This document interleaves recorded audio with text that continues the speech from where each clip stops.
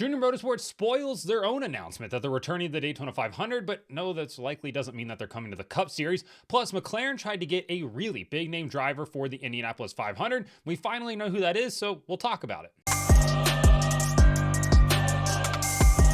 Welcome back to Break Hard. I'm Matt.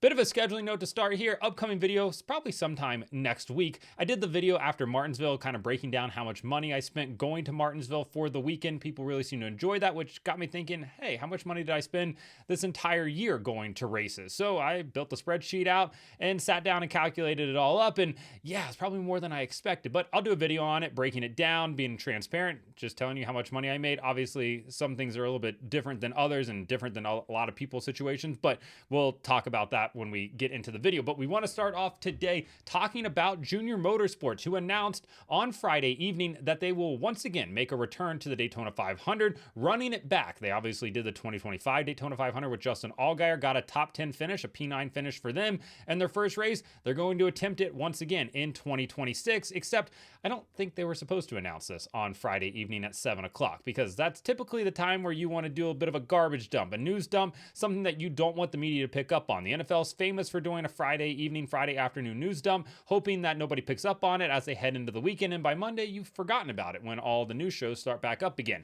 So announcing something at 7 p.m. on a Friday, especially during non-race season, not exactly ideal. Why did they do that? Well, because earlier in the day, an errant email seemingly got sent out to the subscribers to the Junior Motorsports newsletter, and it was announcing that there was now 2026 Daytona 500 Traveler merch for the number 40 car on sale for you to buy for Justin Allgaier and that number 40 car. And they have a line of merch out now. Different colorway than last year, different font for the number 40, different hats. And it's like, oh yeah, this is... This probably wasn't supposed to go out yet because, well, they hadn't announced it. So then on Friday evening at 7 o'clock, they do announce that they are returning to the Daytona 500. And I think that's a really good thing for the sport. Having Dale Jr. involved at the top level of NASCAR is a good thing. Having them run the Daytona 500, another really good thing overall. So I guess Junior Motorsports is going to have to go dust off that number 40 car, get it ready to go. I guess it's going to need a new body since we got the new Camaro body coming out for it. Chevy ZL1 Carbon Performance Series body coming out for the 2026 season.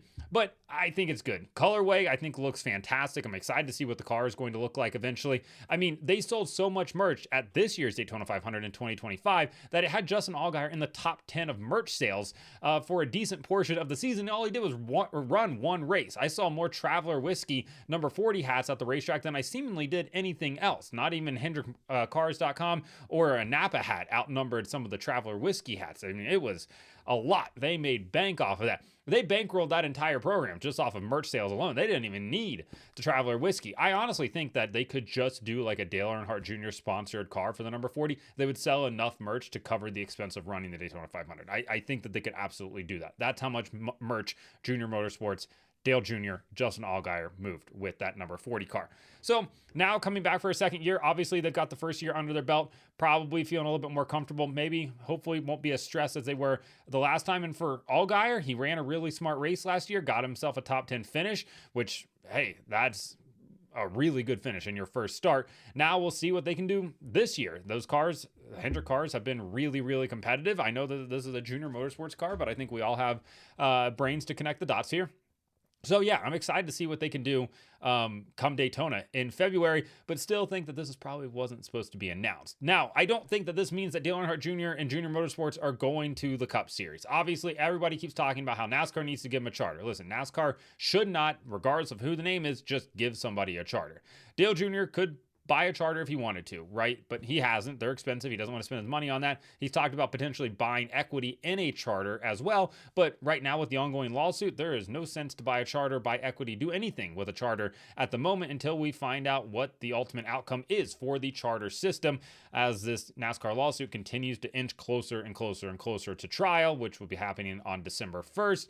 Yeah, it doesn't make any sense to do that right now. So for now, just do a one-off for the Daytona 500. Maybe we'll see this car roll out again. I would love to see it do another race at some point this year, whether that be like the Coke 600 or Summer Daytona, Talladega even at that. I think it would definitely be worth doing, but Yeah, I'm happy that they're bringing it back, and I think it's kind of, if it just becomes this yearly tradition of just doing the Daytona 500, I think that would be really fun in its own right as well. Kind of this one-off program that just shows up to run it, like we see with Dreyer Reinbold and IndyCar for the Indy 500, stuff like that. I don't think it's a bad thing at all. So Junior Motorsports, Justin Allgaier returning to the Daytona 500 in February. Well, they'll have to qualify their way in, race their way in. We understand that, but they will be attempting the Daytona 500 once again.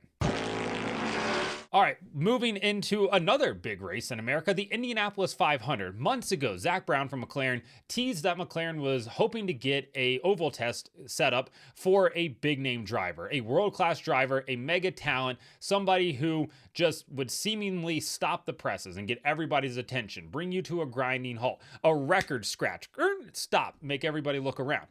And everybody was like, oh, who could it possibly be? Is it Sebastian Vettel? That seemed to make a lot of sense at the time. That seemed to be the prevailing theory and thought, especially amongst like IndyCar riders and everybody else as well. Well, Jenna Fryer from the AP, now that Ryan Hunter-Reay has been announced for that fourth McLaren car in 2026, the car that Kyle Larson drove for the last 2 years, that will now be RHR's next year. We now know who that driver is that McLaren was trying to land an oval test with and potentially an Indianapolis 500 bid. That would be Valentino Rossi, the 7-time MotoGP world champion, the guy who won 89 times in MotoGP, who's competed in WRC, who's been runner-up at the Bathurst 12-hour, who's podiumed in WEC, who has won races in the Continental Challenge Series or World Challenge, GT World Challenge Series in Europe. Got to get all these series right. A guy who is massively talented and even tested Formula One cars. That is who they were trying to get to run the Indianapolis 500. And honestly, I absolutely would have been here for it. The doctor running the Indy 500, the guy is really talented. I mean, heck, at one point, he was in serious discussions about coming to Formula One back around the late 2000s, 2008 to like 2011. Really felt like the time that Valentino was really sort of exploring, maybe even before that, maybe like 2006 to somewhere in that range. Doesn't matter. He definitely had some tests. He definitely had some talks about potentially making that jump from 2 wheels over to 4 wheels, and he seemingly was pretty quick. I mean, now we're seeing what he can do in sports car racing, and he's really competitive there as well. I mean, he's podiumed in World Endurance Championship, which is certainly not a small feat by any means. Having him hop into an Indy car would have been really fun for everybody to see. Ultimately, I think the age factor sort of works against him there. Oval racing in general, considering he's never done it, like that probably plays a bit of a factor in it as well. It's a fickle beast, right? Like oval racing, I know everybody's like, oh, you just turn left. But at the age of 46, 47 by the time he would get to the Indy 500 in May, might just be a little bit too late for him to maybe want to hop in and try to get it done. I know Elio's still out there trying to get it done, but Elio's got decades upon decades of experience. Valentino doesn't have any experience on an oval, no experience in an Indy car, no real experience race-wise in an open wheel car per se. So yeah, it would have been fun to see. I definitely think he could have passed his rookie test. I mean, he is a world-class driver and rider. Like he is just ultimately supremely talented when it comes to motorsports. But I think that this sort of age of his career kind of works against him a little bit there. Now, having said that, like Kyle Busch, that's sort of, in his 40s as well, I wouldn't be worried about Kyle Busch doing it because he's got a lot of oval experience on top of it.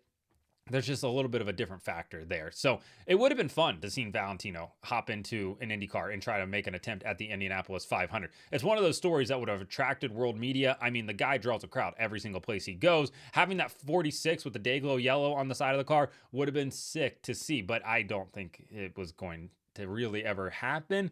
But at the end of the day, it was fun to dream about it potentially happening. So let me know in the comments what you think about Junior Motorsports announcing that they're returning to the Daytona 500 because they leaked their own announcement, as well as Dale Jr. going to the Cup Series. Do you think that will ever happen? Obviously, I think most people are holding off for right now. And Valentino Rossi potentially running the Indy 500 would have been fun, but doesn't look like it's going to happen.